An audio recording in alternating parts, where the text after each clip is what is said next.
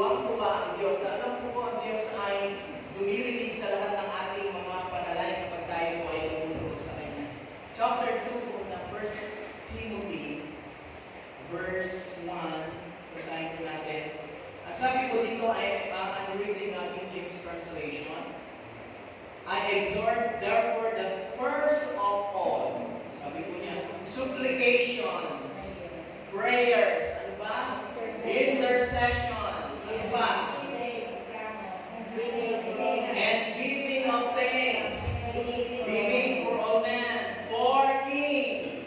Sino yung kings? Sino yung mga tinawag ng Diyos na itinalaga ng Diyos? Ito yung mga prime minister, ito yung mga hari, ito yung mga presidente na ilulungkot ng Diyos sa bansang Pilipinas.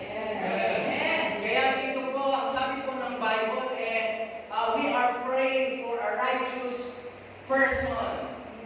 Yung talagang matuwid ang yuko ng Diyos sa bansang Pilipinas. Hindi yung pagkurap ang naitayo at naiboto, nagkamali po tayo, malulungkot ang sambahayan ng Diyos. Right? Pero kung matuwid, ang sabi niya, sila ay magaganap. Sila po ay pagpapalain ng Diyos. Sabi po ng Proverbs. Ituloy ko lang po, ano?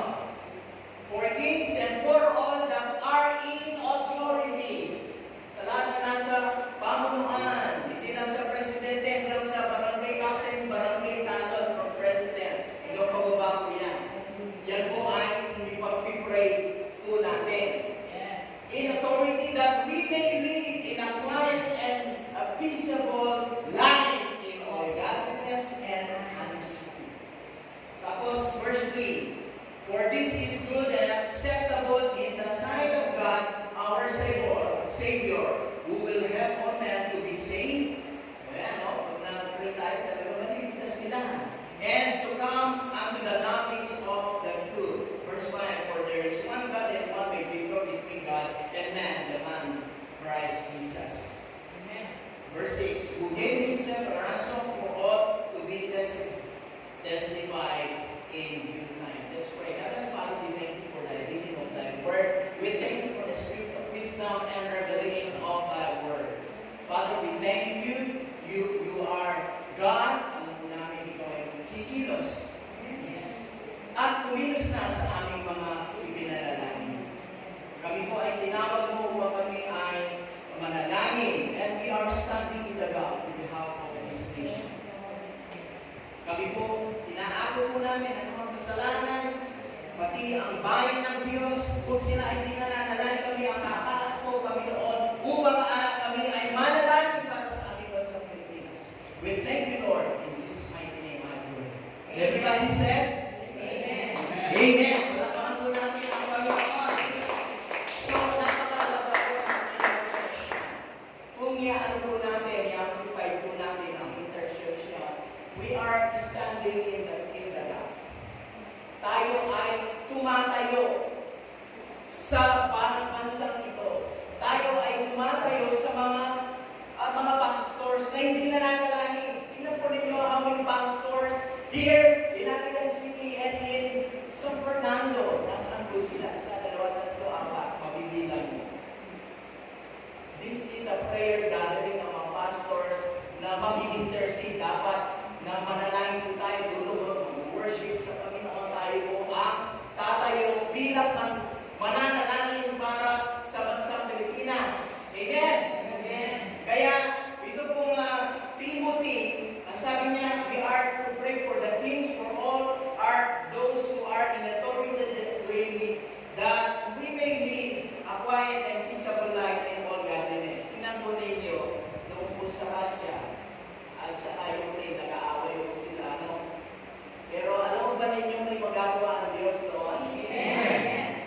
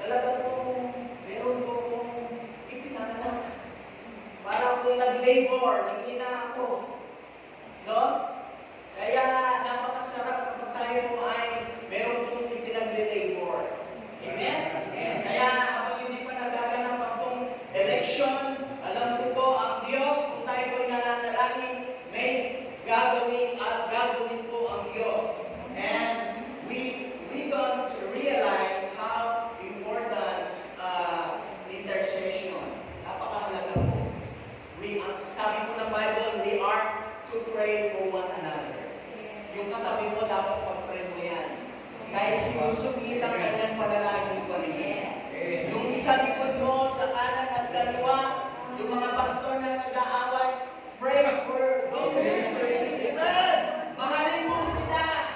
Mahalin mo tayo sila! Mahal sila ng Diyos!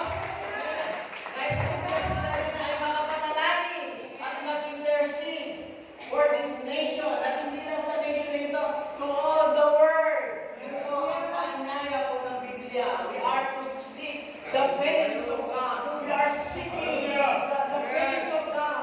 Sabi po ni King David, we are to seek the face of God. Sabi niya, I seek the face of God early in the morning. Gumising po siya ng maaga upang hanapin po niya ang mukha ng Diyos. Amen! Hallelujah! Tingnan po, I'll give you Isaiah 59. Nakakalungkot po yun po sinabi ng Diyos. Ang sabi po niya doon sa Isaiah 59 verse 16, God is wonder because there was no intercessor. Hello? Ang sabi po ng Diyos, hindi ko po sa atin. Isaiah 59 verse 16, ulit ko, God is wonder because there was no intercessor. Walang mananalangin. Kunti lang yung nagpe-pray. Nagsising. Kaya yung mga yung tayo nagtatabaan ko. Sabi natin, wala mo pa. Walang fasting. Ayan, na-mention po yung fasting. So, tatabaan po tayo. Siguro po, nagkukulang po tayo sa panalangin at hindi na tayo magpapasting. Pag-isabi mo na sa katabi mo, Pastor, nandiyan pa ba? Tingnan mo ang mata sa mata. Nandiyan pa ba, Pastor?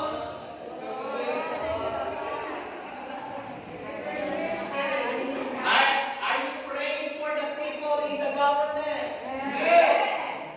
Lord. Are you praying for the members of the church? For the leaders? For the pastor? Are you praying to some Visayas and Mindanao? Are you praying yung buong mundo, yung Ukraine po, kailangan po ng Russia at Ukraine na tayo po ay mapakinggan ng Diyos, tayo po ay lumuhod sa Diyos, and we will seek the face of God.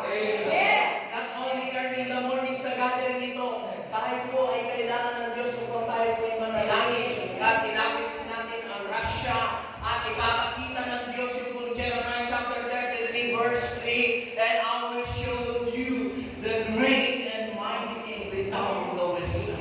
Hindi pa ninyo nakita pero meron ang ginawa ang Diyos sa bawat isa po.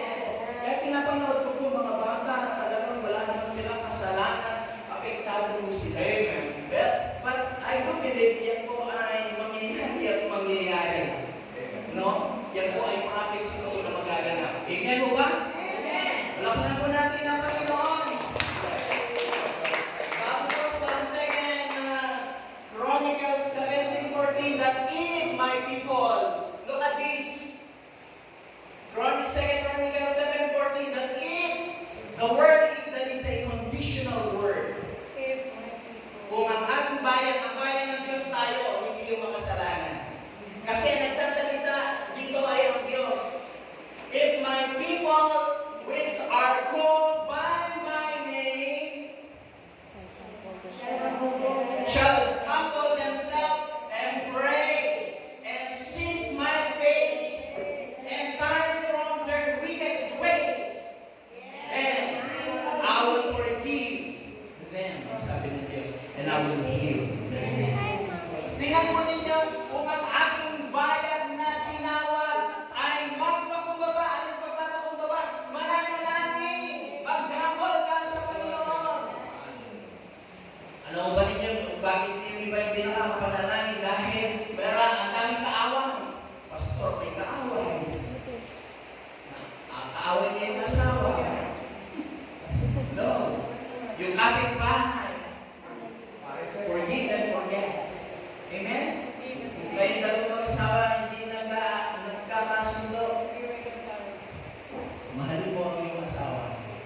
Amen?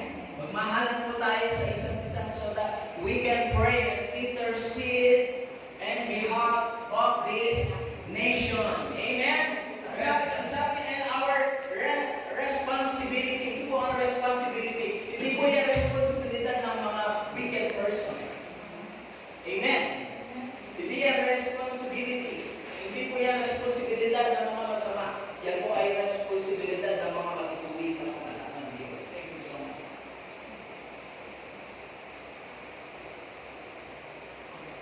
Thank you, Lord. Hallelujah. Ano po ba ninyo doon po si Sodom and Gomorrah? Amen. Sino kinausap ng Diyos dito? Tingnan, hello. Sino kinausap niya?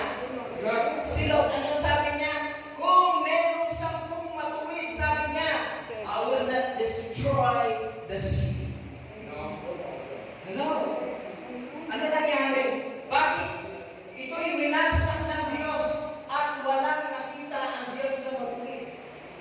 Kundi si Lot. At yung asawa niya ay naging asin. And I pray that this nation, ang bansang Pilipinas ay hindi magiging asin. Amen. Dahil po, sukol na sa kasalanan, ang mga nasa government na ginagawa po nila, we are praying. No? Nananalangin po tayo, pero ang sabi ng Diyos, tayo po ay sumunod lang. Kapag tayo sumunod sa Panginoon at tininig po natin ang tinig ng Diyos, then ang Diyos ay makakakita sa bawat isa sa atin. At ang bansang Pilipinas, kung ang mga anak ng Diyos ay mananalangin at pipiliin yung righteous person, hindi dapat nababayaran ng 500,000. Pastor, hello. Bigyan ka ng 1,000, hindi ka pati yung mahabol ng pinagpalit mo. Yung karapatan bilang isang mamamayang Pilipino. Hello. Sabihin po natin, hindi ako magpapabayad. Kunin niyo yung pera, gamitin niyo yan. Pero kung sino ang sinasabi ng Diyos sa inyo, kung yan ay righteous person, go ahead. Hindi ko kayo pagbabawalan. Amen? Hindi ko kayo ididikta kung sino ang aanin ninyo. Sasabihin ko lang kung ano yung sinasabi ng Biblia. Pero kung alam po natin wicked, please, do not vote this person. Amen? Mula sa presidente, kaya nga kanina ninyo sabi, kapag nagkamali po tayo nagboto, ilang years na naman yan? Amen. Ilang taon tayo mahihirapan na naman. Pero kung ito ay galing sa puso ng Diyos, tayo po ay magiging maligaya. Amen. Malalaman ng buong mundo na tayo ay pinayaman na ng Diyos. Alam po, kanina mas mayaman po tayo sa bansang Qatar, ng Singapore. Mas mayaman po tayo. Lahat ng natural resources nasa Pilipinas. Ako pa. Kung meron silang gas, meron din tayong gas. Meron din pong gas ng airplane po dito. Hello? Pero dapat kailangan alam po natin yun. Mayaman po ang bansang Pilipinas. Pero kapag nagkamali po tayo nagboto sa this coming election, tayo po ang mahihirapan. Pero we are praying. Ang Diyos ang siyang maghahari at ang Diyos ang siyang magtatalaga ng righteous person. Amen. Si President. Palapag po natin. Amen. Hallelujah. Sa Romans chapter 8 verse 26, ang sabi po niya, alam po ninyo sa ating prayer, actually hindi naman tayo talaga marunong manalangin. Kahit ako hindi ako marunong manalangin. Aminin natin sa totoo,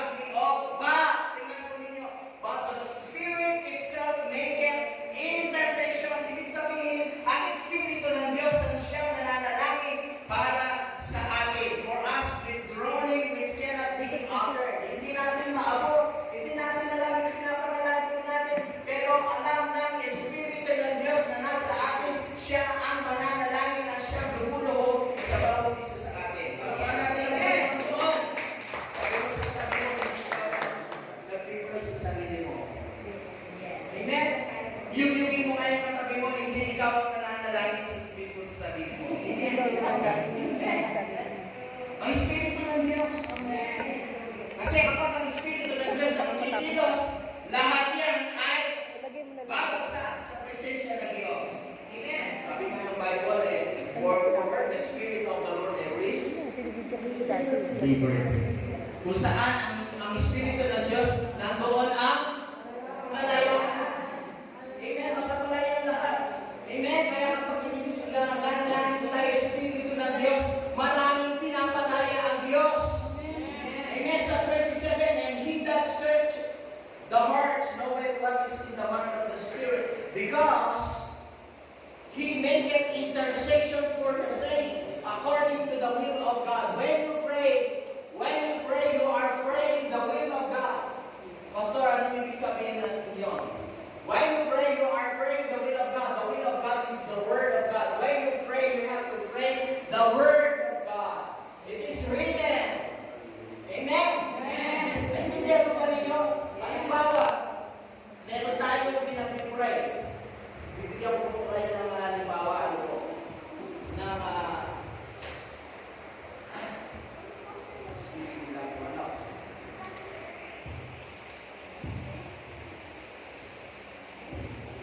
Halimbawa,